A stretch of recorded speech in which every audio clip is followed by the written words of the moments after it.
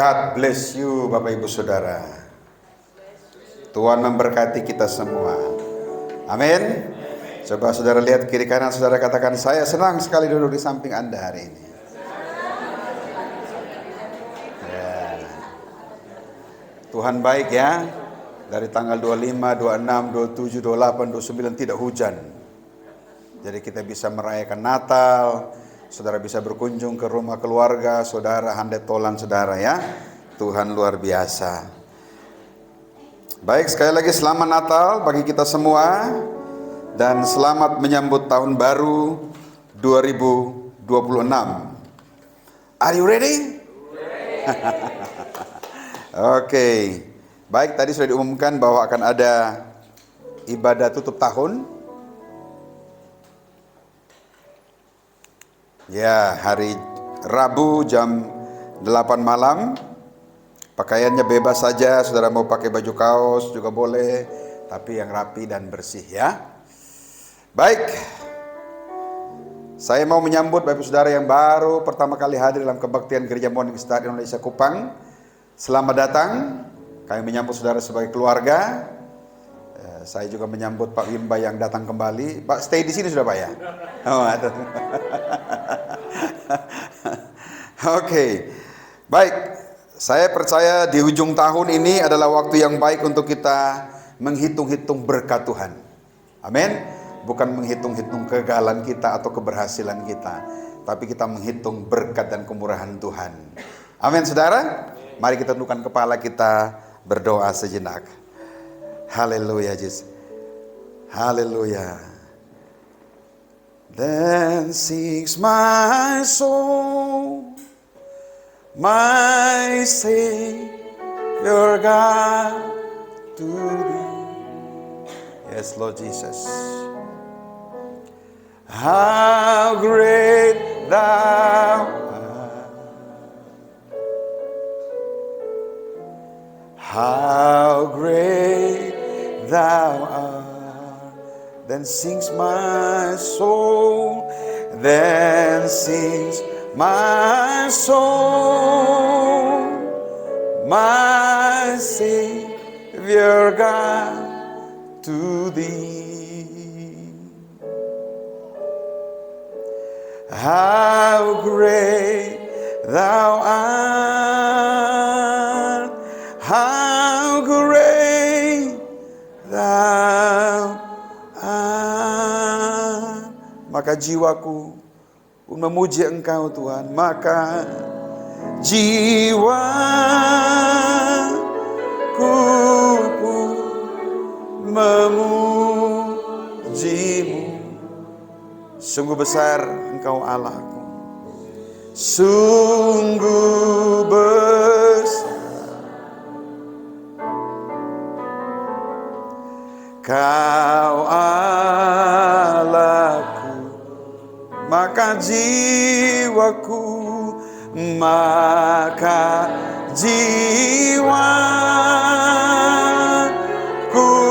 pun memujimu.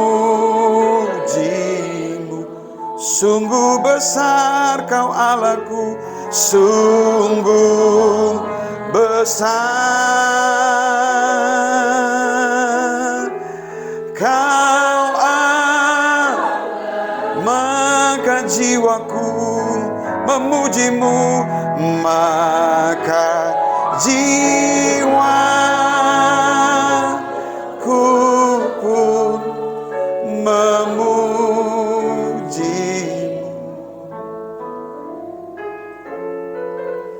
Sungguh besar Kau Allahku. Yes Tuhan. Oh, maka jiwaku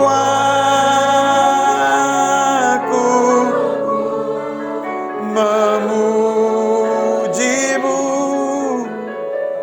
Sungguh besar, sungguh besar Kau Allahku, sungguh besar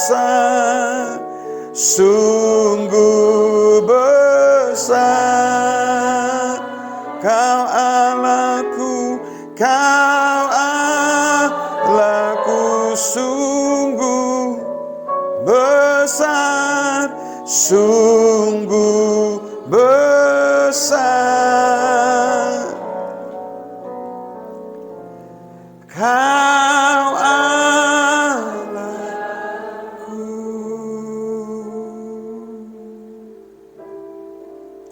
Sungguh besar Engkau Tuhan. Kasih setiamu sungguh besar bagi kami. Jauh lebih besar dari pelanggaran kami. Jauh lebih besar dari segala dosa dan kesalahan yang kami buat. Seperti firman berkata, begitu besar kasih Allah akan dunia ini, sehingga Kau memberikan anakmu yang tunggal. Harga yang Kau bayar bagi kami adalah anak tunggalmu, Yesus Kristus yang lahir bagi kami. Biarlah Yesus tidak hanya lahir dalam palungan, tetapi lahir dalam hati kami, lahir dalam hidup kami, lahir dalam keluarga kami, lahir dalam seluruh area hidup kami Tuhan. Terima kasih Bapa. Biarlah di penghujung tahun 2025 ini, kami hanya mengingat segala kebaikan dan kemurahan-Mu. Ada banyak keberhasilan, ada banyak kegagalan, tapi kami tahu bahwa kasih setia-Mu tetap untuk selama-lamanya. Terpujilah nama Tuhan.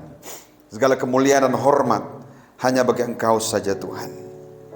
Di dalam nama Tuhan Yesus, mari sama-sama katakan amin. Bapak Ibu Saudara yang dikasihi oleh Tuhan, menjelang akhir tahun saya secara pribadi mulai merefleksikan, menghitung-hitung waktu yang saya sudah lewati. Apakah waktu yang saya sudah gunakan tahun 2025 sudah maksimal? Apakah waktunya sudah bermakna? Apakah saya sudah menggunakan semua waktunya dengan baik? Apakah saya sudah bekerja dan melayani sungguh-sungguh hanya untuk kemuliaan Tuhan? Apakah saya sudah gagal atau saya berhasil? Ada satu yang saya dalam tanda kutip belum puas atau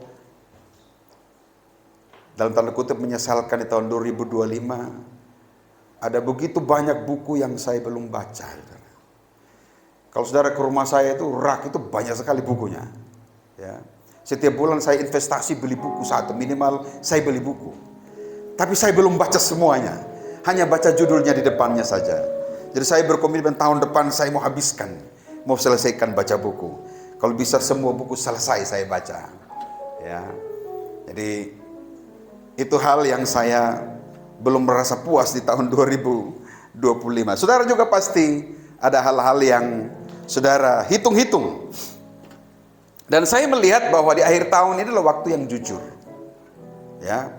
Karena di akhir tahun ini kita bisa melihat apa yang Tuhan sudah kerjakan atau apa yang sudah kita lakukan, ya. Mungkin ada yang menutup tahun ini dengan senyum, ada yang dengan kesedihan, ada yang dengan rasa syukur, ada yang dengan kelelahan, ditambah sedikit kesedihan, ditambah lagi kekecewaan barangkali, ya. Ada doa yang belum terjawab, masih harus menunggu, ya. Bagi yang single, yang jomblo, masih tunggu pasangan mungkin, diharapkan tahun 2005 bisa ketemu, ternyata belum juga. Ya, masih ada tahun 2026. Ya. Tetap berharap. Ada keberhasilan, ada kegagalan. Tapi saya mau kita melihat bahwa firman Tuhan hari ini akan mengingatkan kepada kita satu kebenaran yang fundamental, bahwa kalau hari ini kita masih hidup, itu karena kasih setia Tuhan. Amin. Kalau hari ini kita masih hidup, itu karena rahmat-Nya yang tidak habis-habisnya dalam hidup kita. Bukan karena kekuatan kita, bukan karena kelayakan kita. Itu sebabnya judul firman Tuhan saya pada pagi hari ini tentang kasih setia Tuhan tidak pernah habis. Bilang kiri kanan saudara, kasih setia Tuhan tidak pernah habis dalam hidup kamu.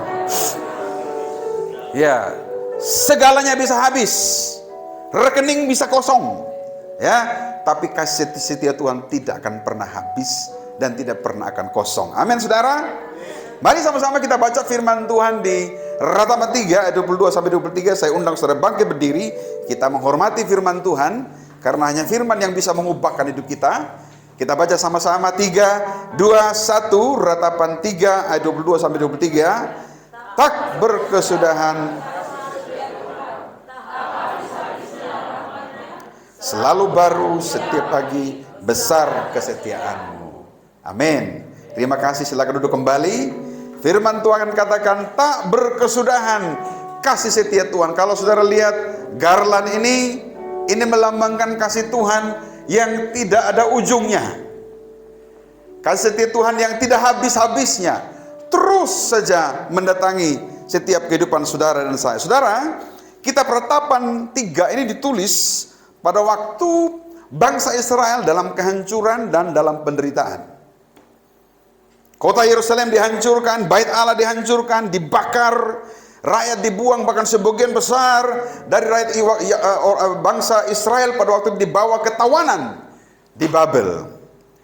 Dan sebuah komentari mengatakan bahwa ini adalah tragedi yang terbesar dalam kehidupan, dalam sejarah bangsa Israel. Jadi kitab Ratapan ini adalah tangisan iman sebuah bangsa di tengah-tengah kehancuran. Tetapi ayat pasal 3 ayat 22-23 ini merupakan titik terang bagi bangsa Israel pada waktu itu, yang berada dalam kegelapan, yang berada dalam kehancuran. Jadi di tengah-tengah kitab Ratapan ini, di tengah-tengah mereka berseru pertolongan Tuhan, firman Tuhan mendatangi mereka, bahwa kasih setia Tuhan tidak pernah habis dan rahmatnya selalu baru setiap pagi. Saudara, mungkin di tahun 2025 kurang menyenangkan bagi kita. Mungkin tahun 2005 berat, sama seperti lagu Natal kali ini berat. Ada lagunya ya? Kenapa begitu ya? Kok Natal kali ini berat? Karena terpisah dengan keluarganya, begitu ya? Oke. Ya, mungkin tahun 2025 kelihatannya berat. Ya, ekonomi kurang baik. Sebagian dari saudara ujian-ujian untuk masuk mencapai cita-cita nggak berhasil. Sebagian dari kita mungkin pekerjaan kurang menyenangkan, kesehatan tidak membaik, masalah hubungan keluarga, hutang yang belum bisa dilunaskan, malah hutangnya bertambah dan seterusnya dan seterusnya. Sebagian dari kita mungkin jatuh bangun dalam dosa. Kalau tahun ini terasa berat dan tidak sesuai dengan harapan, mari kita dengarkan firman Tuhan ini, dua pesan penting dari Ratapan 3 ayat 22 sampai 23. Dan saudara bawa pulang ini, pegang kuat-kuat ketika saudara menyambut tahun yang baru. Yang pertama, firman Tuhan katakan, kasih setia Tuhan tak berkesudahan. Dan saudara, kasih setia Tuhan itu tidak tergantung pada keadaan kita, tidak tergantung pada kondisi kita. Ratapan mengatakan tak berkesudahan. Sama-sama katakan tak berkesudahan. Ya, artinya tidak ada ujungnya, kekal, konsisten kasih Tuhan itu. Sifatnya tetap. Bumi ada batasnya, tapi kasih setia Tuhan tidak ada batasnya bagi kita.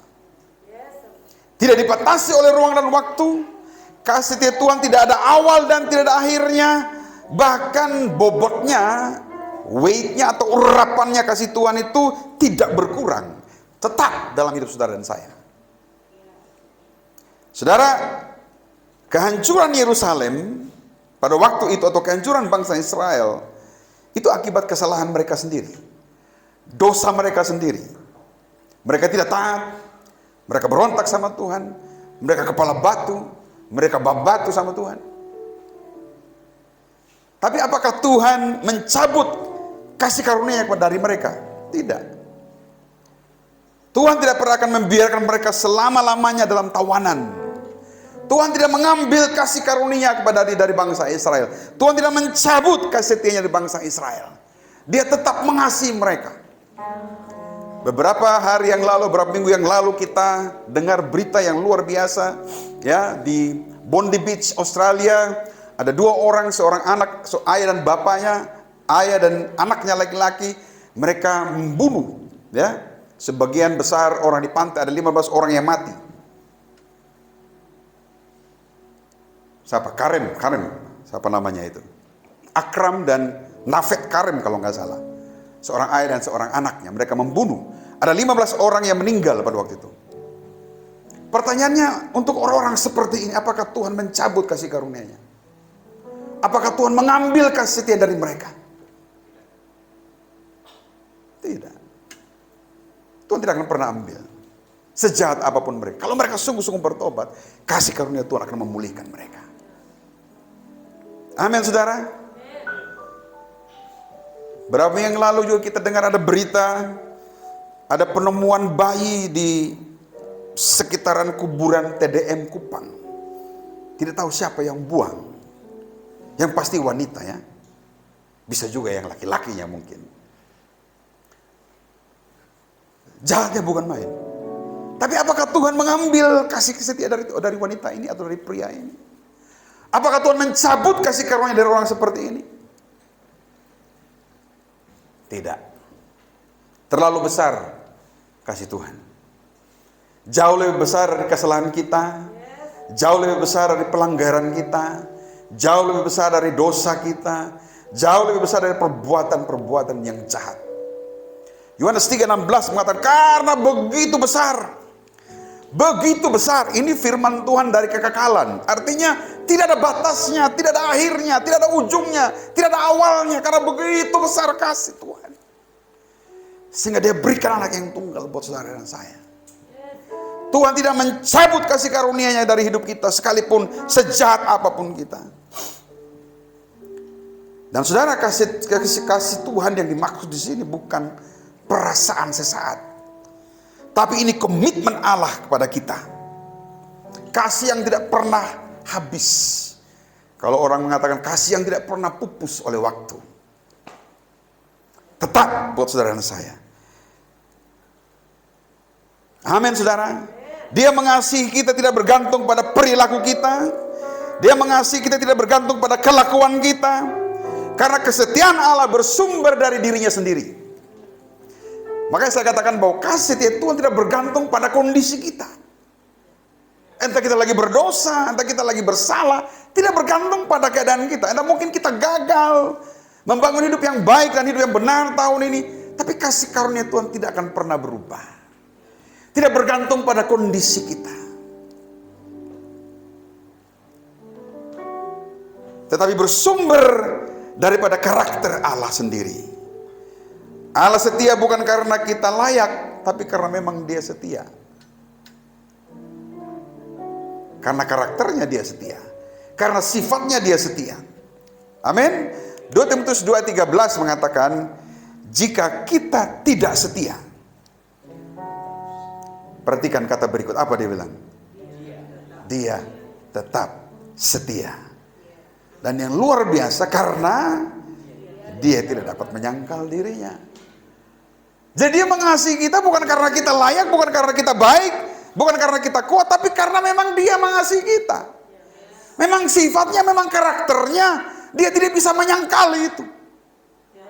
Sejahat apapun kita tahun 2025, segagal apapun, mungkin kita gagal membangun keluarga, kita gagal membangun bisnis, kita gagal membangun pekerjaan yang baik, tapi dengar baik, kasih Tuhan jauh lebih besar.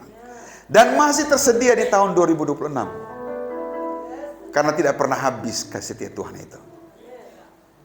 Amin, saudara. Dia, sekalipun kita tidak setia, Dia tetap setia. Kesetiaan Allah tidak berubah, walaupun kita sering berubah. Amin, saudara. Tak habis-habisnya rahmatnya. Ini ibarat kasih seorang ibu. Ya, seorang ibu itu memelihara, merawat, menciptakan rasa aman bagi anak-anaknya. Begitulah Tuhan kita. Dikatakan tidak habis-habisnya rahmat itu ibarat kasih seorang ibu.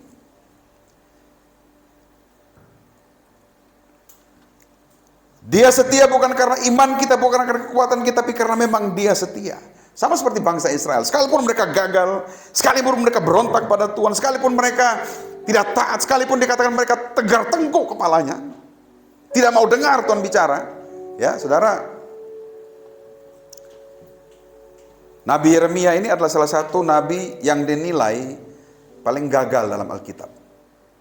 Selama 40 tahun dia melayani, bangsa Israel tidak berubah. Dia sudah bernubuat kepada mereka, dia sudah peringatkan kepada mereka, dia sudah kasih tahu firman Tuhan, bangsa Israel tetap tegar tengkuk dan kepala angin. Ya, tapi kasih setia Tuhan tidak dicabut atau tidak diambil dari kehidupan bangsa Israel. Mungkin kita gagal, mungkin kita jatuh bangun, mungkin kita mengecewakan Tuhan, tapi kasih setia Tuhan tidak berhenti. Amin, saudara. Saudara bayangkan kalau Tuhan menghitung-hitung hidup kita berdasarkan kesalahan kita, kira-kira apa yang terjadi?